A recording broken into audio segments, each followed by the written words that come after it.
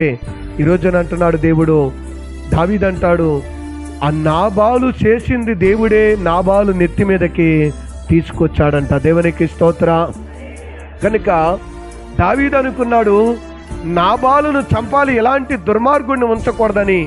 దావీదు తన సైన్యంతో బయలుదేరినప్పుడు నాబాలు యొక్క భార్య దావీదు పాదాలు పట్టుకుని ఆపింది. అయ్యా, వాడు దుర్మార్గుడు, వాడు మంచోడు కాదు, వాడు మొరటవాడని వాడి మాటల్లోనే ఉంది కదా, వాడి పేరులోనే ఉంది కదా అని దావీదు పాదాలు పట్టుకుంటే దావీదు ఆగాడు. దావీదు ఊరుకున్నాడు.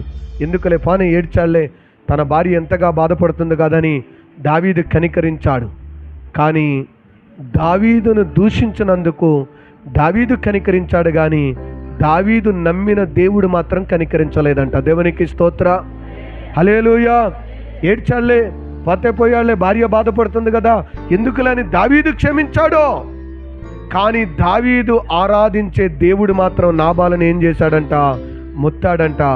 ముత్తిని వెంటనే దావీదు, నాబాలంట, బైబిల్లో మనం చదువుతూ ఉన్నటువంటి మాట ఏంటో తెలుసా?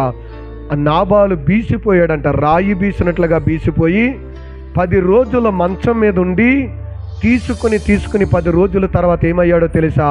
ప్రాణం విడిచాడు. దావీదు అంటాడు, అతని ప్రాణము నేను తీయకుండా, ఆ నరహత్య నా చేతికి అంటకుండా దేవుడే అతనిని హతము చేశాడు. దేవునికి స్తోత్ర. చాలాసార్లు నువ్వు ఏదైనా చేయాలని నువ్వు అనుకోవద్దు. ఆయన అంటున్నాడు, యుద్ధము మీది కాదు, యెహోవా జరిగించను. నీ శత్రువుల కొరకు నువ్వు ప్రార్థన చెయ్యి, వాళ్ళ నెత్తి మీద నేను నిప్పులు కుప్పగా కుమ్మరిస్తాను.